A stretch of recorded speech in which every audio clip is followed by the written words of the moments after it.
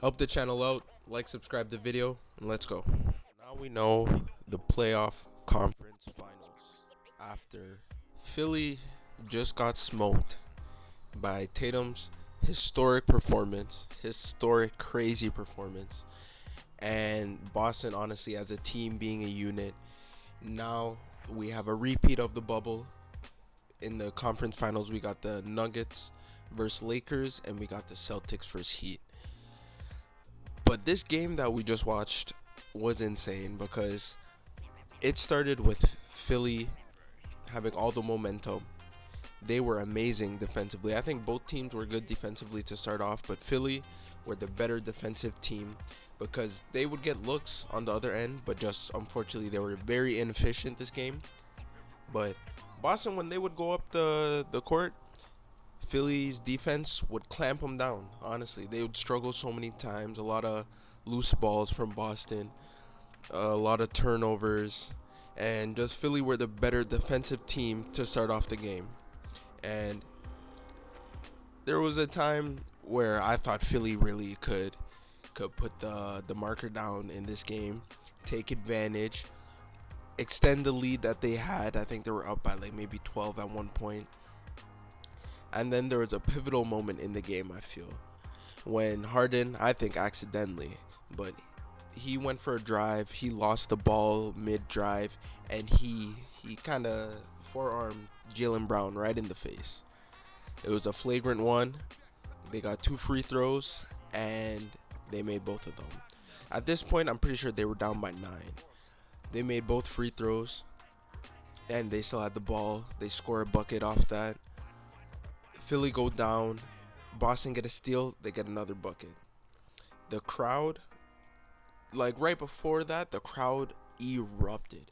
Like just out of nowhere, the crowd was in the game, was cheering for their team, being the sixth man, and I don't know if that got under Philly's skin, but ever since then, I feel like a switch turned on for Boston, and they just went up that next gear, and it was a wrap from then. Tatum started off this game he started off this game way better than the last games because he was efficient as hell. This man dropped 51 at the end of the game, 51 damn points, most points in a game 7 in NBA history. Just edged Steph Curry, the one that he had against Sacramento. He just upped it, and he was the true MVP. He was the guy that their team needed today.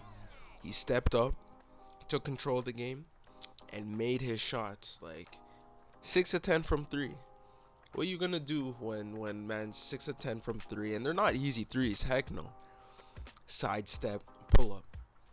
He'll do his dribble game. As soon as you shift the wrong way, sidestepping the other side, pull up, step back, pull up, and they're just cash every time. Like he really showed up for his team today.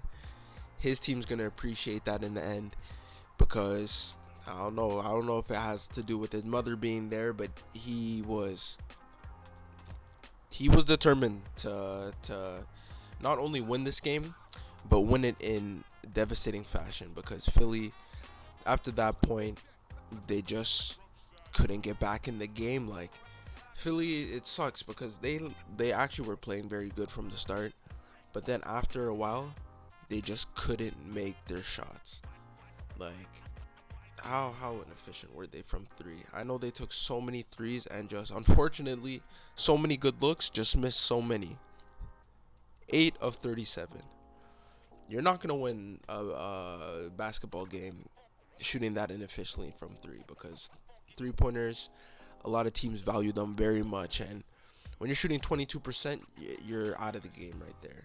But I feel like they started off good, but after midway, maybe in the second quarter, they just fell off and they couldn't make nothing. James Harden was pretty ineffective this game. Joel Embiid was pretty ineffective this game. Tobias Harris was surprisingly the most aggressive person. Him and PJ Tucker started off amazing, but then kind of tailed off. Only 19 minutes too for like probably the best game he's had this series. Maxi had an alright game, but all in all, they just weren't efficient from three, and it seemed like their defense slipped off after a while, which was so unfortunate because they started off amazing.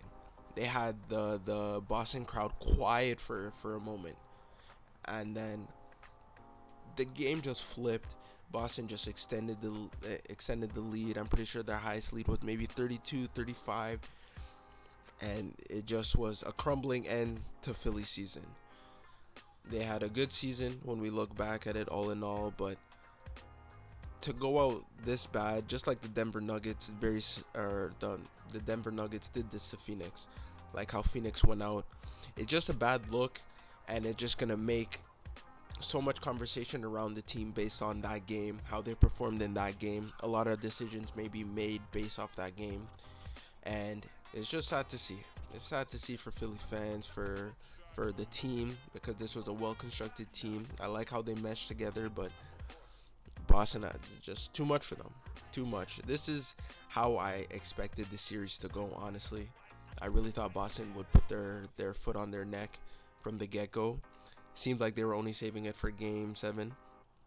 But what a time to show it off and to get through. This will be a game that will be remembered for Jason Tatum's wonderful performance. And yeah, Boston, Miami in the conference final. Just like last year, just like 2020. These teams seem like to always be in the conference finals, always in the mix.